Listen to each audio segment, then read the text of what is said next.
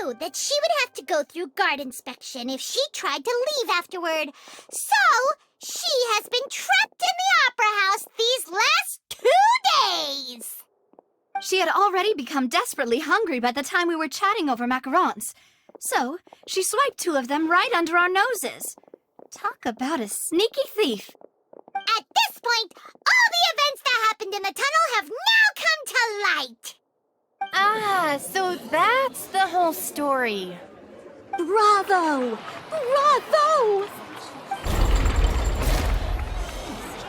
Now then, Lady Farina, do you wish to speak against the defense's statements? Please answer the question, Lady Farina. Also, if I may add, the trial has not yet ended. As such, I request that the prosecution not leave the room before the proceedings have concluded. What, are you reading my mind now? No, I have no further arguments. I admit defeat. But really, could you at least have left me with some dignity? Wow! Look at that! She's like a deflated balloon now! If there are no objections, then as the Chief Justice of Fontaine, I shall once again repeat the full sequence of events. The actual perpetrator of the serial disappearances, Cowell, selected his next victim from the audience reservation list.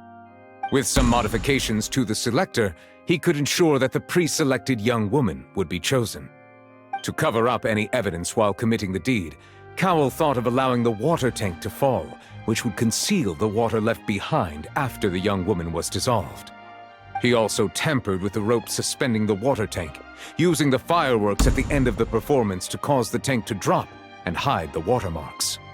He poured the water from the primordial sea into a balloon during the preparation of the magic box and stuck it to the box's lid. Finally, he passed the prepared hook on a rope through the gap in the magic box's door when bringing the young woman to said box. When the magic trick officially began, the box containing the woman was lowered into the tunnel, tightening the hook rope and bursting the balloon containing the water. If all had gone to plan, the young woman would be dissolved at this time. However, Liliane was not from Fontaine and thus fled the box with a loud noise. Realizing that there was trouble, Cowell entered the tunnel and met Liliane. Thinking that the waters had not yet taken effect, he decided to proceed.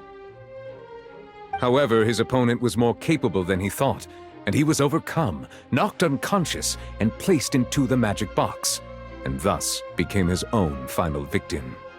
Liliane, according to her own statements, then changed clothes and hid until the performance ended, before hiding in other parts of the opera house. As for Linny, he was in the underground structures within the opera house, and was thus ignorant of these happenings. From this reconstruction of events, we can conclude that Linny, the accused, is in fact innocent. Hooray, Linny and Lynette! Amazing! While there is much in Linny and Liliane's conduct that should still be investigated separately, this case, at least, can be handed over to the Oratrice to make the final decision.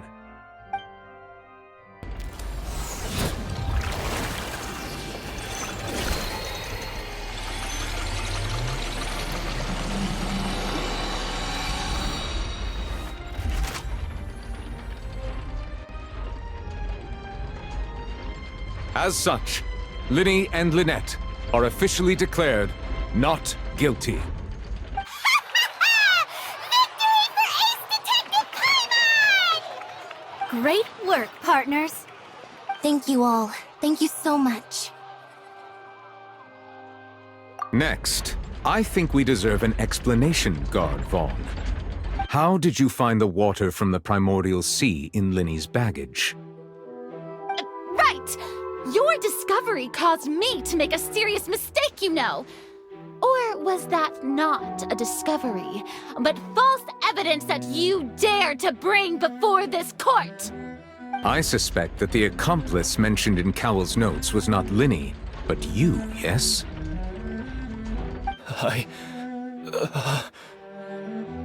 I'm sure you know what you must do to lessen your sentence. Speak quickly! Unless you want to earn yourself a one-way ticket to Coupon Town. I was just following orders. We were supposed to place blame for the serial disappearances onto Linny, and thus cause suspicion to fall on the Fatui. The higher-ups said this was the best opportunity to do so. And now that your plan has fallen through, and the secrets of the water have been revealed, you have become a liability to said higher-ups, yes? Therefore, you would be wise to tell everything you know, and seek the protection of the guards. Yes, I'll tell you everything I know. Our boss discovered that the water can cause people to dissolve. It can also be made into a potion, which when extremely diluted, can cause people to experience unforgettable exhilaration. We've been in this business for a while now, and have made decent more off it. The disappearances were also the boss's idea. I mean, this is the boss we're talking about.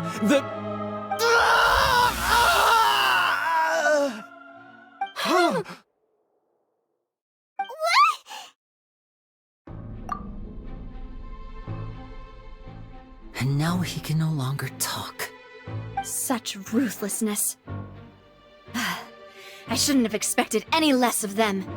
An outrageous act. All present, please submit to inspection immediately.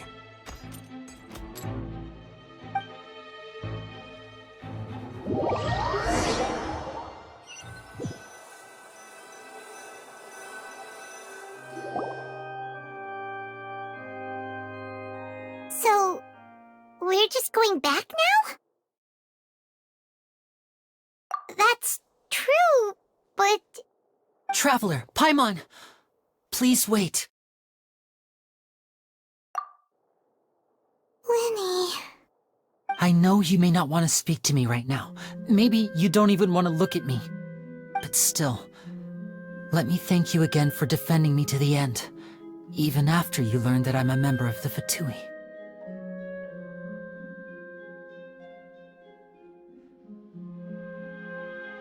I guess. But regardless, I'd like the opportunity to set things straight. I didn't approach you with any ulterior motives or ill intent. I've spoken to you as myself, just plain Linny this entire time. As for why I'm a Fatus, it's because the goals of the House of the Hearth align with those of an orphan like me. That's all. That was how Father, who you might know as the Knave, approached recruiting us back then too. A knave? The one who controls the House of the Hearth? She's your father? That's right. And since we're here, I was wondering, would you mind hearing a story? It's about my past. Back when our parents first died, Lynette and I were left wandering the streets. To survive, I took to surreptitiously observing an older street performer who did magic. It took me several days to figure out how he pulled off his amazing tricks. I took my sister through several streets until we found a crowded corner, and we began to perform magic tricks there. To my surprise, we proved to be pretty popular, and we could at least stop worrying about where our next meal would come from for a time. But I didn't want my sister to remain a street rat together with me forever. Before long, an aristocrat came to me and claimed that he wished to take us in after watching my performances. So you went from orphans to nobility just like that? That was how we felt at first too. As if fate was on our side and we could say goodbye to those painful days. But I gradually discovered that while we were called foster children, he was really after my talent for magic tricks. He would constantly take me to all sorts of banquets to garner attention, which he would then use to expand his social circles. That doesn't seem too bad either. Better than roaming the streets at any rate. It took a while for me to realize just how dark his heart really was. After one particular performance at a banquet, I discovered that Lynette was not on the same return vehicle as me. I waited a long time after we returned home, but she did not come back. I went to that noble's bedroom and asked him about her whereabouts. The answer he gave me was, she caught the eye of the most eminent person at the banquet, so I sent her over as a gift. I mean, you'll be able to perform your magic regardless of who your assistant is, yes? Oh no. So he was gonna...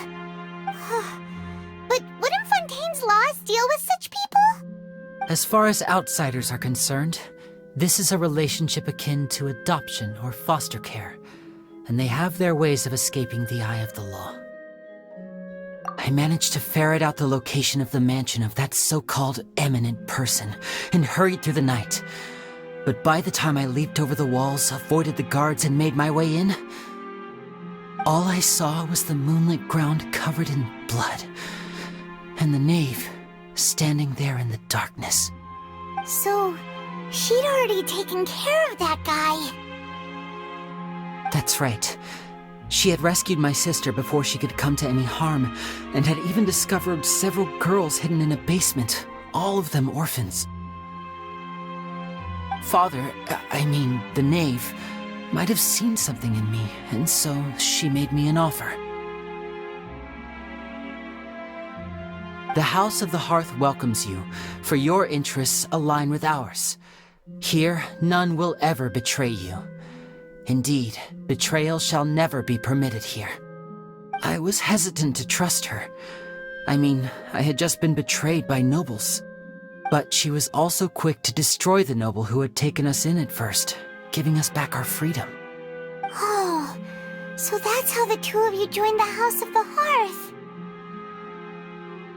She has her own plans. She has gained permission from the Tsaritsa to first use the Gnosis' power when she obtains it. She plans to use it to find a way to break the prophecy and save Fontaine. So, she believes in that prophecy too? That's right. The whole House of the Hearth is currently working to combat that crisis. Today's case has also proven that people from Fontaine can indeed dissolve into some sort of water, thus further supporting the prophecy. All of us house members here, Lady Arlecchino herself included, are from Fontaine. We won't give up on defending our homeland. To us orphans, the only connection we have left to this world, apart from our family, is our homeland. So, from small deeds like distributing magic pockets to huge schemes like stealing a Gnosis, everything is aimed at dealing with that prophecy. It's all right. I understand. The only thing I can do is relate all this to you. I just hope you can understand that even as a member of the House, I have never stopped making my own decisions, and that I believe what I'm doing is right. If you should need anything at all in the future, feel free to find me. I will do my best to help you, as plain Linny.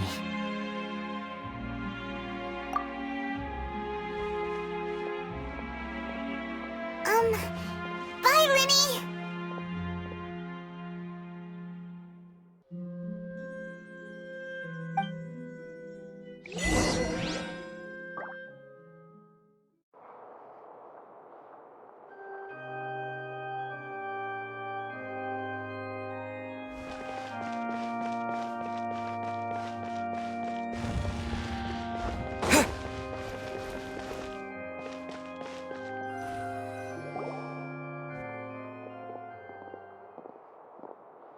Hey there!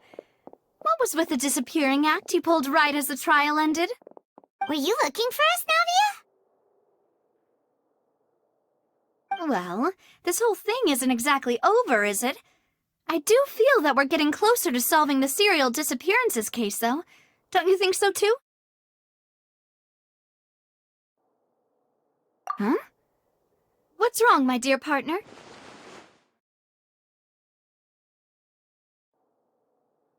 Besides, are you sure we're the ones who can crack a case that's been cold for decades now? And given that there's new evidence from the trial, there should be a trail of breadcrumbs for the Hydro Archon's people to follow now, right? Ah. I see. Well, I won't lie.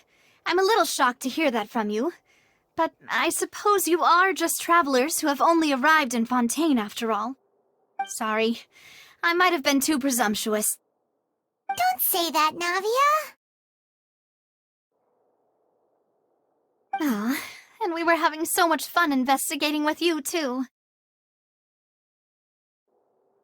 It was like having new waters flowing into a stagnant mire, causing new hope to spring forth, and the reflection in the murk to become clearer. Well, sorry about that. I'm a bit prone to nostalgia. Don't mind me.